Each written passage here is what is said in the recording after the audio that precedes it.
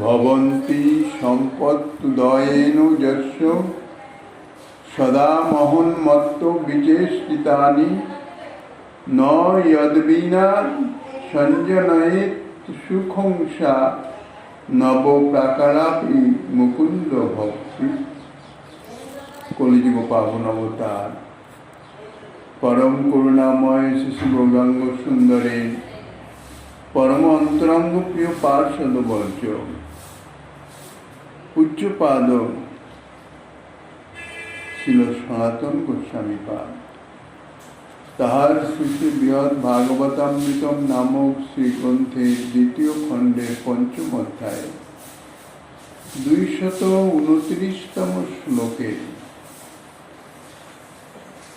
সেই শুদ্ধ প্রেম হৃদয়ে প্রকাশিত হলে প্রেমিকের যে কিরকম অবস্থা হয় সে সম্বন্ধে নারদ ঋষি বলছেন যে প্রেম সম্পত্তির উদয় হলে প্রেমিকের ব্যবহার সকল সর্বদাই মহা উন্মত্তের ন্যায় হয়ে থাকে, আবার সেই প্রেম বিনা শ্রীমুকুন্দের নবদা ভক্তির সুখ সম্পাদন করতে পারে না। অর্থাৎ ভক্তি যাজন করতে করতে যখন সেই ভক্তি প্রেম ভক্তিতে উন্নীত হয়, রূপান্তরিত হয়, সেই প্রেম সম্পত্তি অর্থাৎ প্রেম প্রকাশিত না হলে শ্রীকৃষ্ণ পাদপদ্ম সেবা প্রাপ্তি দুর্লভ। আর সেই প্রেম সম্পত্তির যিনি প্রাপ্ত হন অর্থাৎ জানার ভক্তি প্রেম ভক্তিতে উন্নীত হয়েছেন, সেই প্রেমের যে বৈভব শুদ্ধ সাত্বিক যে বিকার,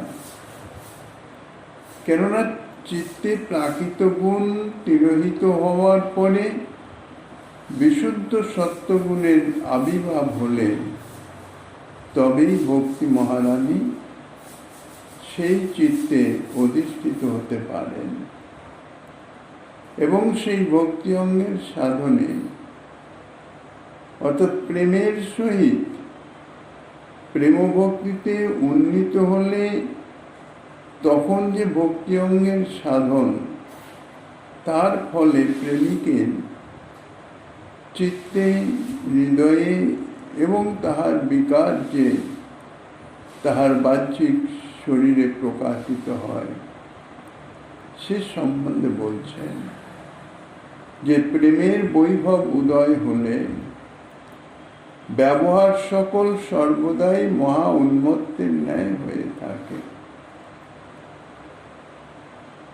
শ্রীমদ্ ভাগবতের 11 স্কন্ধের শ্রী গোবিন্দ তাহা বর্ণনা করেছেন। হর্ষোত্তরোদিতিরৌতি গায়ত্তুন মাধবদ নিত্যতি এই শ্লোকের মাধ্যমে। অর্থাৎ প্রেমী ভক্ত প্রেমের বিকারে প্রেমের যে স্বরূপ লক্ষণ তাহা তো বর্ণনা করা যায় না, ইতিপূর্বে তাহা আলোচিত হয়েছে, তাহা অবর্ণনীয়।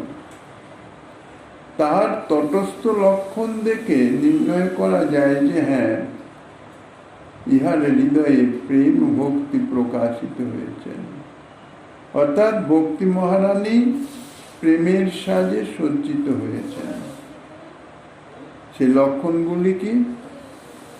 জাতক প্রেম মহানুভবগণ কখনো উন্মত্তের ন্যায় হাস্য করেন, কখনো রোদন করেন, চিৎকার করেন, গান করেন, নৃত্য করেন, কখনো বা ভুল লুণ্ঠিত হয়ে গড়াগড়ি দেন। এই তটস্থ লক্ষণ অর্থাৎ এই বিকার থেকেই নির্ণয় করা যায় যে তাহার হৃদয়ে প্রেম প্রকাশিত হয়েছে, প্রেমের উদয় হয়েছে এবং তাদৃশ ভক্তকে বলা হয় জাতক প্রেম ভক্ত। আর যতক্ষণ পর্যন্ত সেই প্রেমের স্তরে ভক্তি উন্নীত না হয় বলছেন সেই প্রেম বিনা সেই পরম ফলরূপা যে নববিধা ভক্তি, সেই ভক্তিও শ্রী গোবিন্দের, অর্থাৎ সেই ভক্তি আচরণ, শ্রবণ কীর্তন, অর্চন বন্দন ইত্যাদি যে নববিধা ভক্তি অঙ্গ, যাহা সাধন ভক্তির প্রারম্ভ থেকেই শুরু করতে হয়। এই নববিধা ভক্তি অঙ্গ যাজনের মাধ্যমে ধীরে ধীরে ধীরে ধীরে চিত্তদর্পণ যখন নির্মল হয়, পবিত্র হয়, শুদ্ধ হয়, প্রাকৃত গুণাতীত হয়ে যায়, তখন সেই হৃদয়ে বিশুদ্ধ সত্যের আবির্ভাবে ভক্তি মহারানী অধিষ্ঠিত হয়ে সাক্ষাৎ ভক্তি মহারানীর কৃপালব্ধ ভাবে সেই নববিধা ভক্তি অঙ্গ জানিত হলেন। শ্রবণ কীর্তনাদি ভক্তি অঙ্গ সাধন ভক্তি থেকেই, অর্থাৎ প্রথম থেকেই তাহা জানিত হয়, অনুষ্ঠিত হতে থাকে। শ্রবণ কীর্তনাদি সাধক ভক্ত তাহা সদা সর্বদাই করতে থাকেন, তাদের ভজনাঙ্গ অর্থাৎ ভজন করতে থাকেন। কিন্তু প্রাথমিক অবস্থায় অর্থাৎ সাধন ভক্তি অবস্থায় তাহা শ্রী গোবিন্দের তাদৃশ সুখকর হয় না, যতক্ষণ না পর্যন্ত সেই ভক্তি প্রেম স্তরে উন্নীত না হচ্ছে, অর্থাৎ প্রেম বিভাবিত না হচ্ছে। হৃদয়ে প্রেম প্রকাশিত হলে, প্রেম বিভাবিত হওয়ার পরে যখন সেই শ্রবণ কীর্তনাদি ভক্তি অঙ্গ জানিত হয়, তাহা শ্রী গোবিন্দের অত্যন্ত রুচিকর, অত্যন্ত সুখকর হয়। এই জন্য বলছেন যে প্রেম বিনা সেই পরম ফলরূপা যে নবপ্রকার মুকুন্দ ভক্তি, সেই মুকুন্দ ভক্তিও মুকুন্দের সুখ সম্পাদন করতে সক্ষম হয় না। যথাহি শাখ লবণং বিনৈব ক্ষুদাং বিনা ভোগ্য চয় যথাচ বিনার্থ বোধাদিব শাস্ত্র পাঠ ফলং বিনা রাম গণ যথৈব। দৃষ্টান্ত দিচ্ছেন প্রেম বিনা ভক্তি অঙ্গ যাজন কিরকম, বলছেন যেমন লবণ বিনা ব্যঞ্জন। ব্যঞ্জনে যতই সুস্বাদুর নিমিত্ত মশলা ইত্যাদি প্রদান করা হোক না কেন, যতই উত্তম রূপে রসুই করা হোক না কেন, যদি তাহাতে লবণ না দেওয়া যায় তাহলে তাহা বিস্বাদ হয়ে যায়। তারপর বলছেন ক্ষুধা ব্যতীত ভোজ্য সামগ্রী, উত্তম উত্তম ভোজ্য সামগ্রী চর্বচস্য লেচ্য পেয় যদি সম্মুখে উপস্থিত হয়, আর উদরে যদি ক্ষুধার বিন্দুমাত্র না থাকে, তাহলে যতই উত্তম ভোজ্য সামগ্রী হোক না কেন তাহা রুচিকর হয় না, স্বাদকর হয় না। আরেকটি দৃষ্টান্ত দিয়েছেন শাস্ত্র পাঠ। শাস্ত্র গ্রন্থ আদি পাঠ করছেন, কিন্তু তার যদি অর্থবোধ না হয়, অর্থাৎ শাস্ত্রে যাহা বলিতেছেন, কি বলিতেছেন, কোন অবস্থায় বলিতেছেন, কার উদ্দেশ্যে বলিতেছেন, এই সমস্ত বিষয়ে যদি তাহার অনুভূতি না হয়, অর্থবোধ না হয়, তাহলে সেই শাস্ত্র পাঠ বৃথা। আর বলছেন ফল বিনা বাগিচা, ফলের বাগান, নানান রকম ফলবান বৃক্ষ সেখানে আছে, কিন্তু যদি ফল না ধরে তাহলে সেই বাগান যেমন সুখকর হয় না, তার দৃশ্য বলছেন সেই প্রকার প্রেম ব্যতীত নবপ্রকার মুকুন্দ ভক্তিও সুখকর হয় না। নববিধা যে ভক্তি অঙ্গ, যদি প্রেম না থাকে তাইলে সেই ভক্তিও সুখজনক হয় না, অর্থাৎ সাধনকারী হৃদয়ে কোনো তৃপ্তি, কোনো আনন্দ প্রদান করতে পারে না। অর্থাৎ নবপ্রকার ভক্তি লতিকার উদ্যান শুভমান হলেও যতদিন পর্যন্ত ভাব পুষ্প বিকশিত না হয়, প্রেম ফল প্রসব না করে, ততদিন পর্যন্ত সেই উদ্যান পরম শুভ করা হয় না। ভক্তিলতা বীজ হৃদয়ে রোপিত হয় শ্রীগুরুপাদ পদ্মের কৃপাতে। সেই ভক্তিলতা বীজ হৃদয়ে যখন রোপিত হলো, হৃদয়ে নববিধা ভক্তি অঙ্গ আদি মাধ্যমে জল সেচ ইত্যাদি দ্বারা সেই ভক্তিলতা বীজ অঙ্কুরিত হয়, ধীরে ধীরে বর্ধিত হতে থাকে।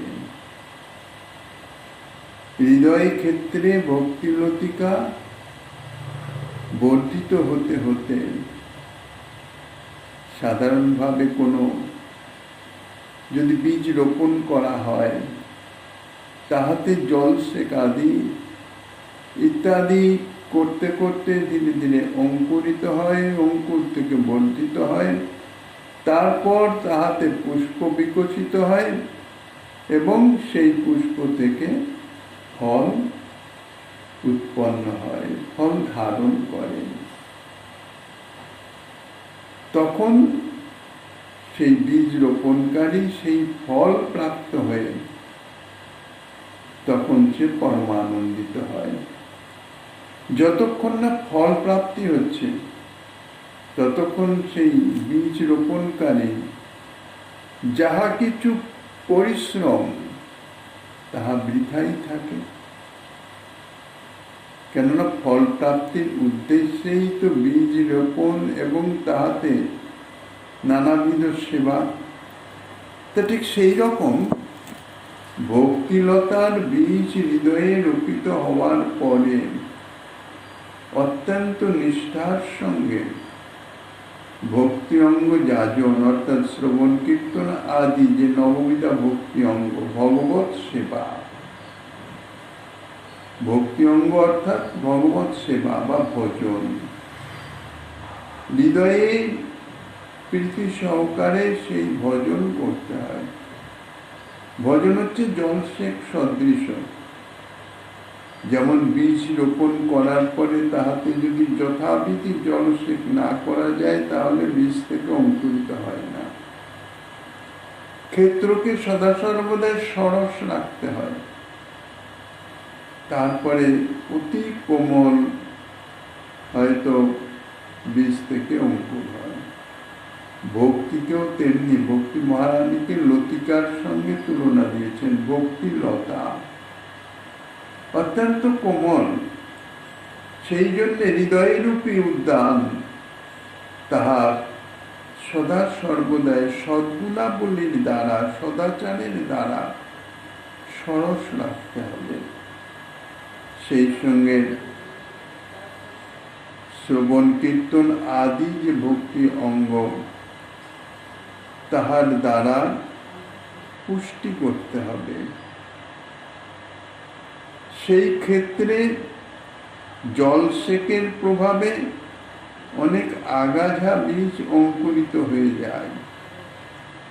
সেই আগাছা বীজ লাভ, পূজা, প্রতিষ্ঠা, অভিমান, অহংকার ইত্যাদি, শশুক ভোগ বাসনা ইত্যাদি, এগুলি আগাছা সদৃশ।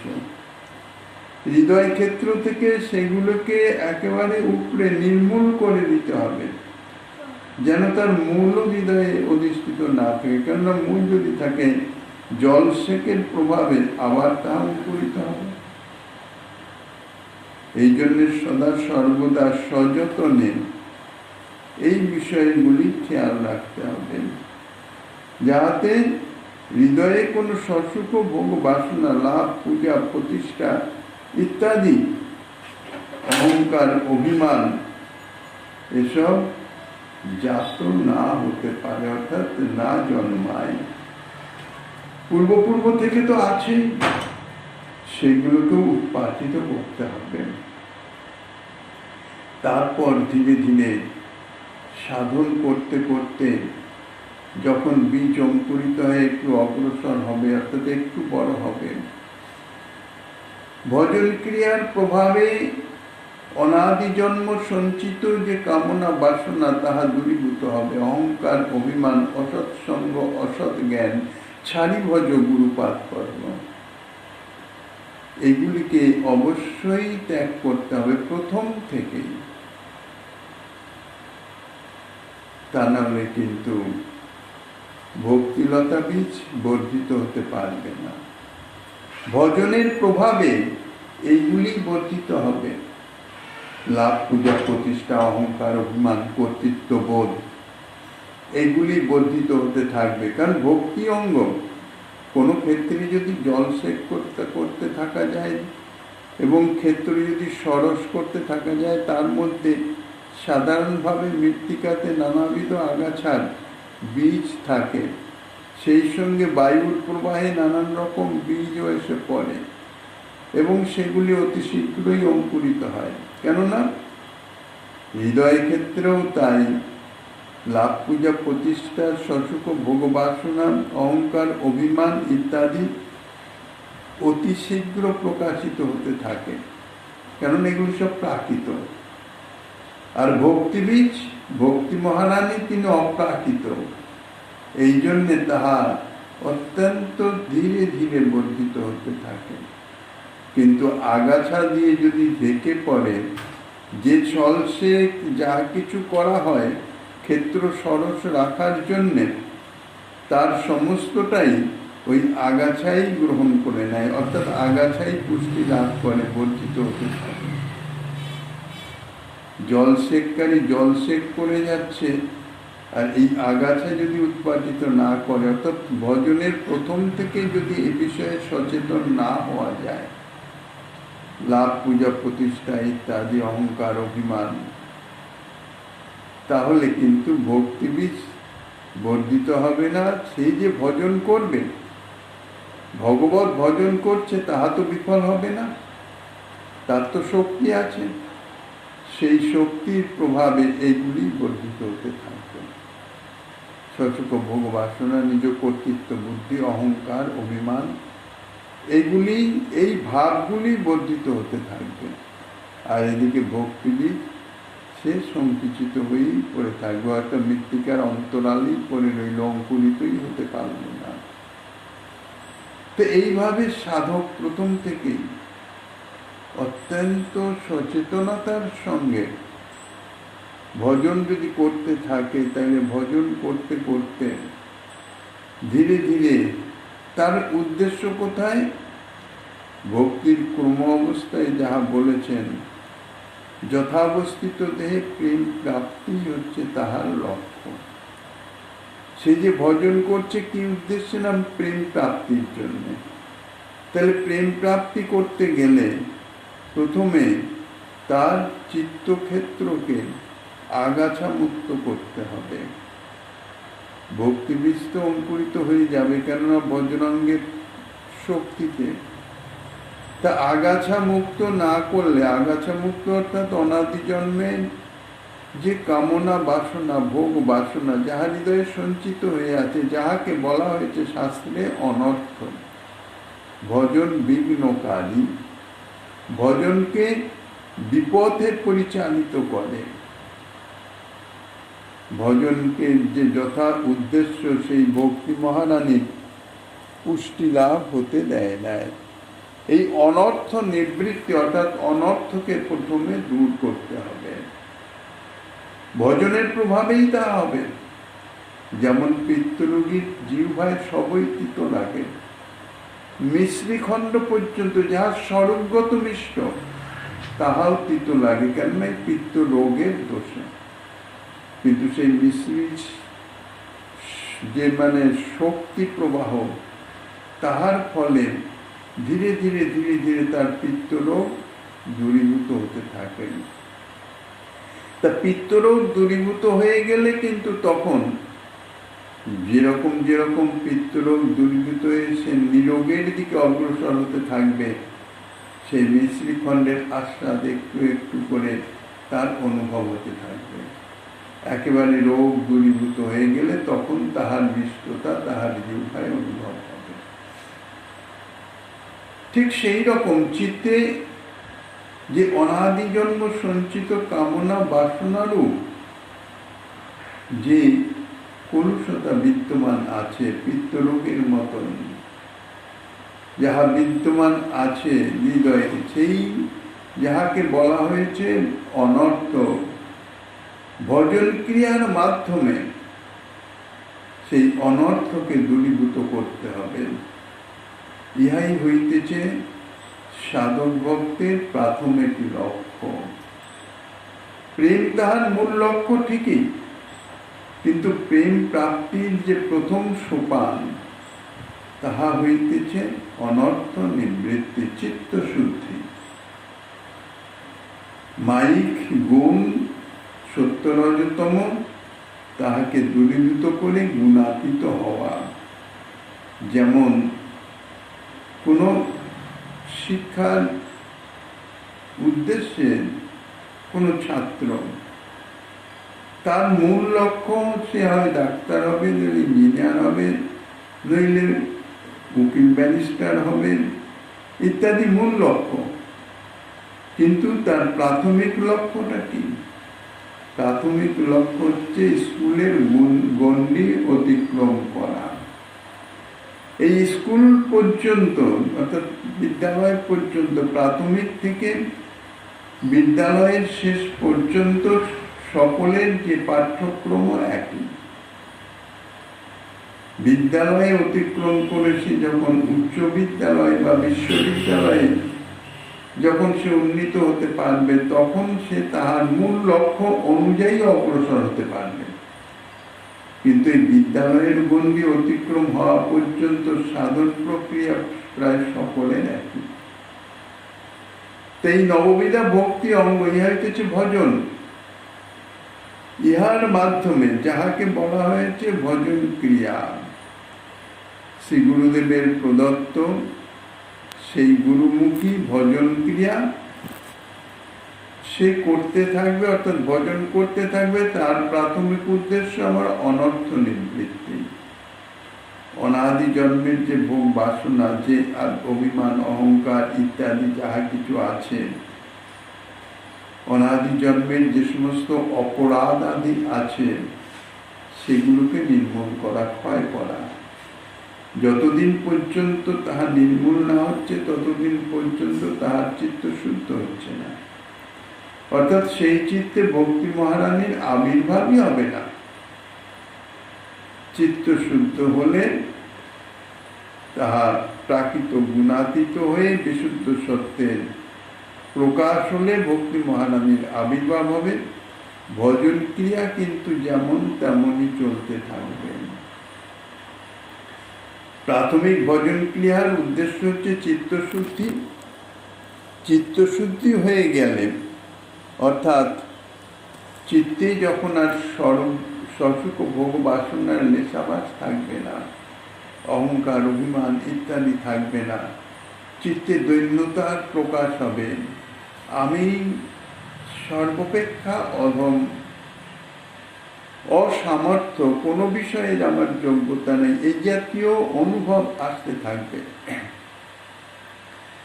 তারপরে ধীরে ধীরে ভক্তি মহারানীর আবির্ভাবে ভজনে আসবে নিষ্ঠা, এবং নিষ্ঠা রুচি আসক্তি স্তর অতিক্রম করলে তখন ভাব স্তরে উন্নীত হবে। এই ভাব ভক্তিলতার পুষ্প স্বরূপ বলা হয়েছে।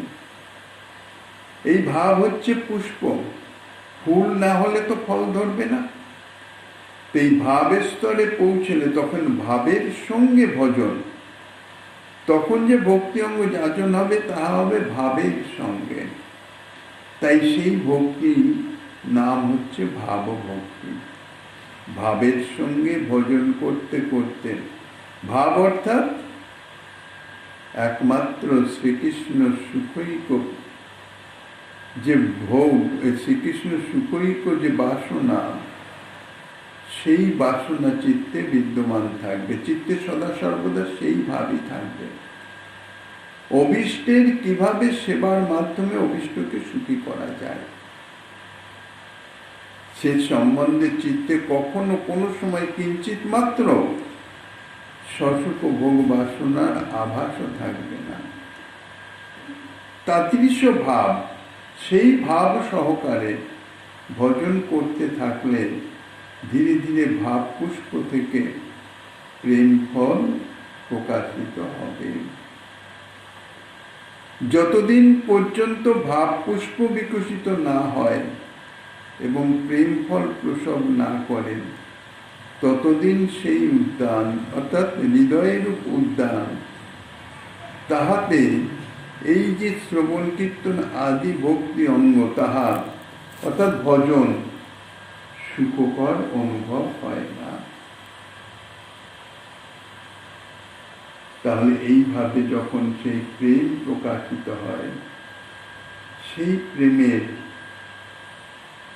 হৃদয়ে প্রকাশিত হলে সেই সাধকের কি অবস্থা হয় তাহাই বলেছেন। কখনো হাস্য, কখনো রোদন ইত্যাদি ইত্যাদি সাত্ত্বিক বিকারে সুশোভিত হয়, অর্থাৎ হৃদয়ে আস্বাদিত হয়। সামান্যত কিঞ্চিদিদং ময়গতং বগতং বিশেষেণ ন সপ্ততে তৎ প্রেমাতু কৃষ্ণে বোজযোষিতাং যস্তত্ত্ব মাখ্যাতু মলং কথম শ্যাম। নারদ ঋষি বলছেন, আমি এতাবৎ সাধন রীতিতে যে কিছু প্রেমের কথা বললাম, সেই প্রেমেরও আবার বিভিন্ন অবস্থা আছে। ফল, ফুল থেকে ফল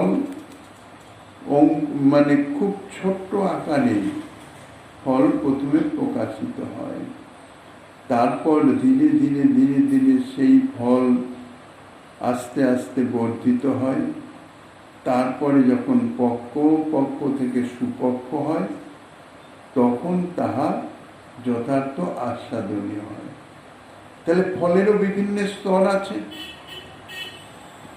ফুল থেকে ফলের গুটি প্রথমে একটুখানি দেখা দেয়, তারপর সেটা ধীরে ধীরে বাড়তে থাকে, পুষ্ট হতে থাকে, তারপরে যখন পক্ষ থেকে অতি সুপক্ক হয়, রসালো হয়ে যায়, তখনই তাহা যথার্থ আস্বাদনীয়।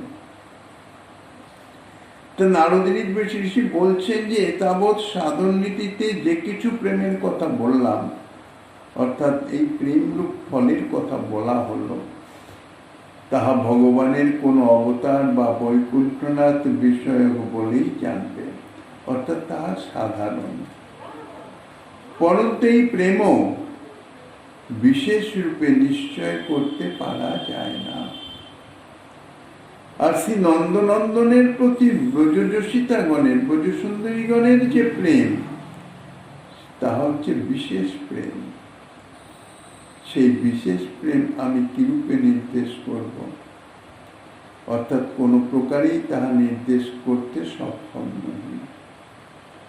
প্রেমের যে কথা বলা হলো, এই প্রেমের বিষয়ে শ্রী ভগবানের অনন্ত অবতার বলা হয়েছে, অনন্ত স্বরূপ। আর বিভিন্ন সাধক, বিভিন্ন ভক্ত বিভিন্ন স্বরূপের আরাধনা করেন। তো এই যে সাধারণভাবে যে প্রেমের কথা বলা হলো, তা ভগবানের বিভিন্ন অবতার অর্থাৎ বিভিন্ন স্বরূপের কথা বা বড়জোর বৈকুণ্ঠনাথের প্রেম সম্বন্ধেই বলা হয়েছে। অর্থাৎ সাধারণ ভক্তবৃন্দকে আশ্রয় করে যে প্রেমের অবস্থান হয়, সেই প্রেমের অর্থাৎ সাধারণ প্রেমের কথা বলা হয়েছে। কিন্তু অতি উত্তম প্রেম যখন সর্বোত্তম অবস্থায় উন্নীত হবে, তাহা হচ্ছে শ্রী নন্দনন্দনের প্রতি শ্রী রাধিকা আদি ব্রজসুন্দরী গণের যে অসাধারণ প্রেম, ইহাই হচ্ছে প্রেমের সর্বোচ্চ অর্থাৎ সর্বোৎকর্ষ রূপে বিরাজমান হওয়া, উন্নীত হওয়া। তা প্রেমের এই যে সাধারণ প্রেম, অর্থাৎ প্রেমের যে সাধারণ অবস্থা, পূর্বেই বলা হয়েছে প্রেমের স্বরূপ লক্ষণ অবর্ণনীয়। নারদ ঋষি তাই বলছেন যে এই যে সাধারণ প্রেম, তাহাই অবর্ণনীয়, তাহাই আমি বর্ণনা করতে, অর্থাৎ সম্যক রূপে বর্ণনা করতে সক্ষম নই। আর সেই প্রেমের যে সর্বোৎকর্ষ অবস্থা, অর্থাৎ ব্রজসুন্দরীগণের শ্রী নন্দনন্দনের প্রতি যে প্রেম, তাহা হচ্ছে অসাধারণ প্রেম। সেই প্রেম সম্বন্ধে আমি কি করে নির্দেশ করব? তাতেই বলছেন সেই ব্রজজাতীয় যে প্রেমের স্বরূপ লক্ষণ বা সেই প্রেমের তত্ত্ব আমি নিরূপণ করতে অসমর্থ। অপিচ সাধারণ রূপে হচ্ছে সম্বন্ধে কিছু বলতে আমি অসমর্থ। কৃষ্ণে গতে মধুপরিং গত বল্লবিনাং ভাব অভবৎ সপৌধি ইয়ো লয় বন্যিতীব্রহ প্রেমাশ্রয় হেতু রুত তত্ত্বমিদং হি তস্য মা তত্ত্ব বিশেষ মপরং বত বদ্ধুমিচ্ছ। শ্রীকৃষ্ণ মথুরাপুরী গমন করলেন বল্লভীগণের প্রলয়াগ্নি হতেও তীব্রতর যে ভাব উদিত হয়েছিল, সেই ভাবের একমাত্র হেতু হচ্ছে প্রেম, এবং ইহাই সেই প্রেমের তত্ত্ব। ইহা ব্যতীত প্রেমের অপর তত্ত্ব জানতে ইচ্ছা করো না। বলছেন শ্রী ব্রজসুন্দরী দিগের ভাব বিশেষ উদ্দেশ্যপূর্বক তটস্থ লক্ষণ দ্বারা কিঞ্চিত আভাস বর্ণনা করছি। কিরকম?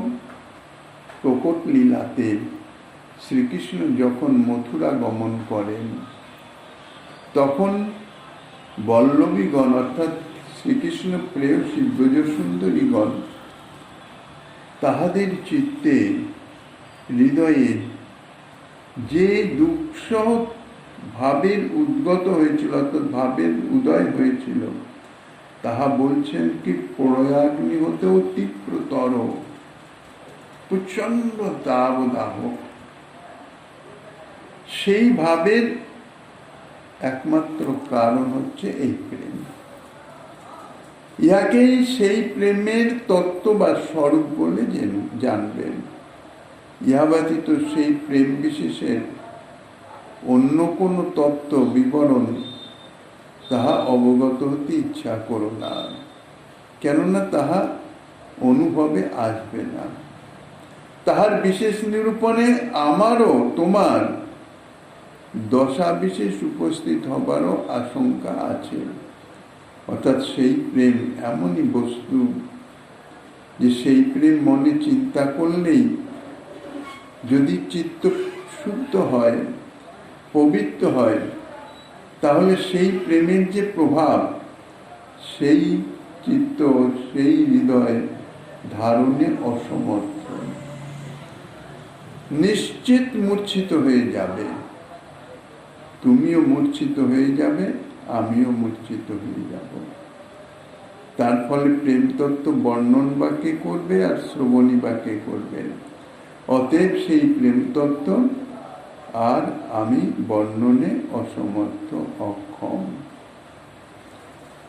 সা রাধিকা ভগবতী কচ্চিদীক্ষতেই চেত প্রেমা তদানুভব মৃচ্ছতি মূর্তিমাংস সকেত চেদ গদিতুমেষ তয়া তদৈব শ্রুয়েত তত্ত্বমিহ চেত ভবতি স্বশক্তি। আর সেই প্রেমের বিশেষ বর্ণনা তাহাও করা যায় না। যদিও কিছু বর্ণিত হয়, তথাপি অধুনা তোমার প্রতীতির বিষয় হবে না। যদি তাদৃশ প্রেম বিশিষ্ট গোপীগণের কখনো সাক্ষাৎ হয়,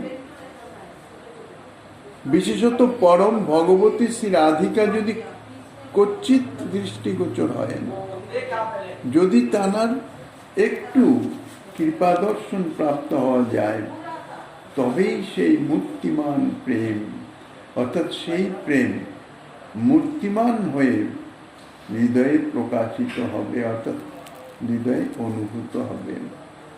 কেননা শ্রীমতী রাধারানী হচ্ছেন সেই ব্রজজাতীয় প্রেমের মূল বিষয় স্বরূপ। আর এখানে যদি কাহারও স্বশক্তিতে সেই প্রেম তত্ত্ব শ্রবণের ইচ্ছা হয়, তথাপি তাহা ব্যক্ত করতে পারা যায় না।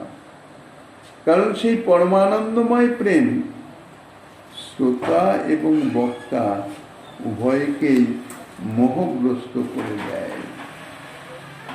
সেই যে ব্রজ প্রেম, ব্রজজাতীয় প্রেম, যে প্রেম প্রাপ্তির মাধ্যমে ব্রজেন্দ্রনন্দন শ্রীকৃষ্ণের সাক্ষাৎ সেবা প্রাপ্ত হয়, সেই প্রেম নিরূপিত হতে পারে না। যদি বা অতি যত্নে কোনো ক্রমে কিঞ্চিত তাহা নিরূপিত হয়, অর্থাৎ বর্ণিত হয়, তথাপি অধুনা তোমার সম্যক প্রতীতি বিষয়ও হবে না। এখন তোমার তাহা প্রতীতি হবে না। কিন্তু যদি তাদৃশ প্রেম বিশিষ্ট কোনো লোকের সাক্ষাৎ দর্শন হয়, তাদৃশ প্রেমবান ভক্তের, প্রেমী ভক্তের যদি দর্শন হয়, আর যদি আধার শুদ্ধ থাকে, তাহলে সেই যে প্রেমের প্রভাব তাহা সঙ্গে সঙ্গে অনুভূত হয়ে যায়। তাদৃশ কোনো প্রেমী ভক্তের দর্শনের প্রভাবে প্রেমের এতাদৃশ প্রভাব হৃদয়ে সেই প্রেমের যদি আবির্ভাব হয়, সেই প্রেমী ভক্তের যদি দর্শন হয়, বা তাহার স্পর্শীকৃত কোনো বস্তুর স্পর্শ লাভ যদি হয় না, সঙ্গে সঙ্গে চিত্ত দ্রবীভূত হয়ে সেই চিত্তে প্রেম প্রকাশিত হয়ে যায়। ইহা হচ্ছে প্রেমের বিশেষ প্রভাব।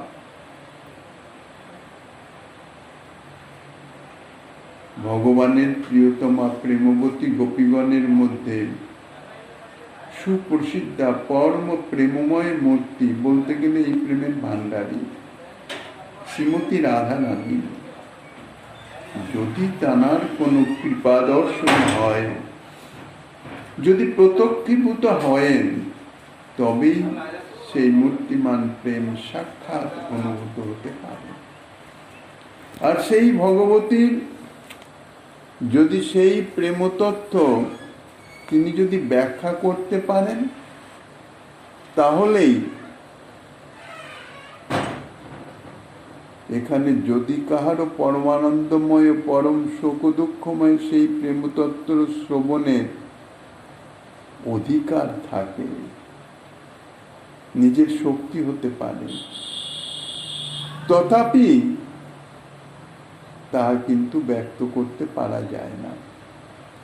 কারণ সেই পরমানন্দময় অথচ পরম দুঃখময় প্রেম তত্ত্ব, ইতিপূর্বে বলা হয়েছে এই প্রেম বিষামৃতে একত্র মিলন, পরম আনন্দময় অথচ পরম দুঃখময়, এবং উভয় একই সঙ্গে বিরাজমান। সেই প্রেম তত্ত্ব পরম প্রেম ও বিবশতা বশত তাহা বর্ণনকারী বর্ণন সামর্থ্যকে হরণ করে নেয়, বর্ণন করতে পারে না, এবং উপর্যুপরি প্রেম আবির্ভাবে সর্বদা সকলে মোহ উন্মাদ আদিময় অবস্থা প্রাপ্ত হয়ে থাকেন। অন্যান্য যদি শ্রোতা থাকে সেখানে, তাহলে সেই শ্রোতারাও তাদৃশ প্রেম মোহগ্রস্ত হয়ে থাকেন। অতএব কেবল সেই ভগবতীর দর্শন হলে তাহাতেই প্রাদুর্ভূত মহাপ্রেম লক্ষণ সাক্ষাৎ দৃষ্ট হয়ে থাকে এবং সেই প্রেমতত্ত্ব বিজ্ঞাত হয়ে থাকে। এইভাবে শ্রী নারদ ঋষি সেই প্রেমের মহিমা সম্বন্ধে আরও যাহা কিছু বর্ণন করিতেছেন, শ্রীমন মহাপ্রভু গিরিধারী লালের কৃপা হলে আগামী দিনে